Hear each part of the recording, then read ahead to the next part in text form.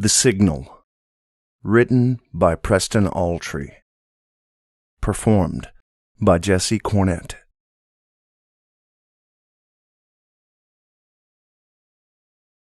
The first instance of what would later be called E013-2 was received at approximately 0300 hours General Mountain Time at the Large Hadron Collider in Geneva, Switzerland.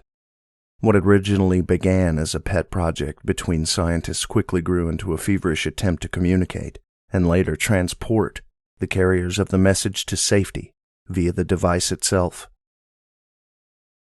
During a routine test of the LHC's electromagnetic superconductors, staff at CERN noticed variable power fluctuations, which replicated a simple binary code: 000-111-000.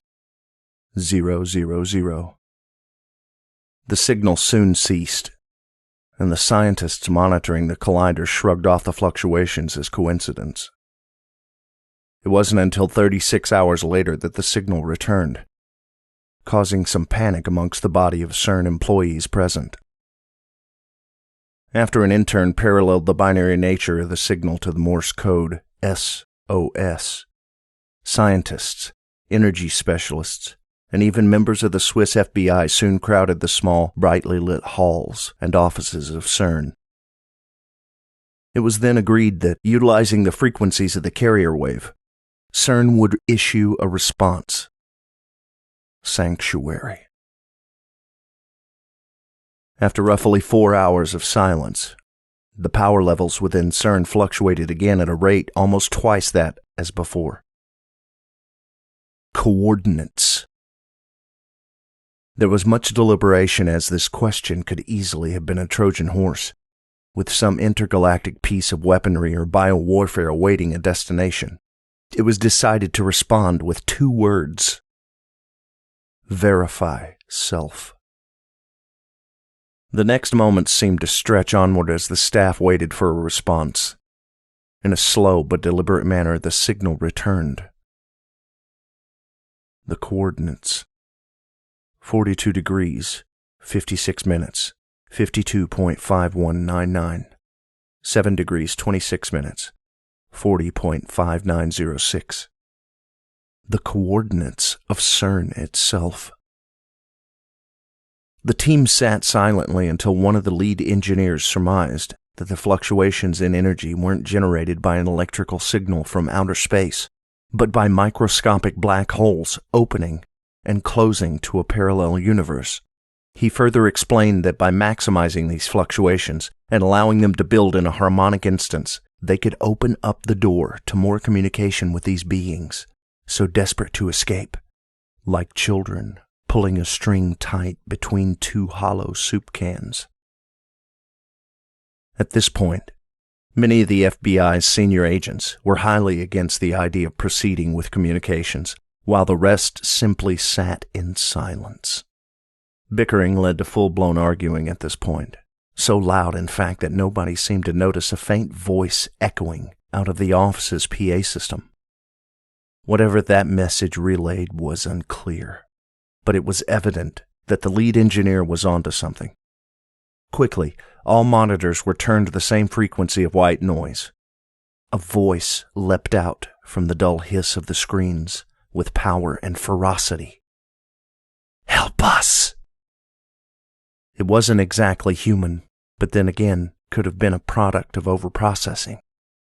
At this point, a member of the FBI stepped forward to a microphone and responded. "We read you." "Time is running out. Rescue needed.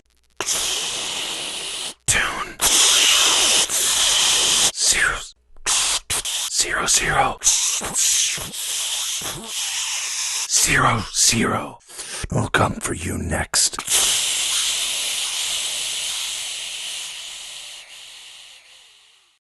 The message cut out for a final time, and the agent turned to the lead engineer. With a nod, he gave up the controls. The engineer quickly began to initiate an operating sequence on the LHC, which thundered to life as miles of electromagnetic tubing began to pulse rapidly. As this process continued, the engineer was struck with a slight sense of worry. His staff took positions on their consoles and readied themselves. Collecting himself, the lead pushed the button. In an instant, 2 particles were sent racing around the 5.5-mile tunnel and with a crack, collided. The entirety of the LHC shut down, under the influence of a large electromagnetic pulse. It was then that they felt it, a low, pulsing vibration that made each scientist present feel queasy, like they were all suddenly falling. The lead engineer struggled to regain his footing and ran to a viewing platform where he looked out over the wide expanse of Earth covering the LHC. Though it started small, a disk of black nothingness began to accumulate in the distance, and with every passing second, seemed to be growing larger. A black hole.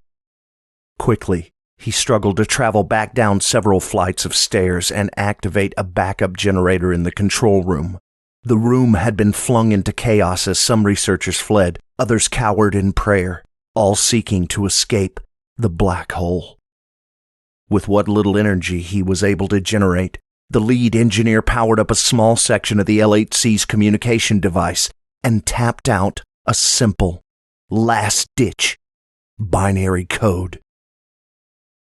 000 111 000 S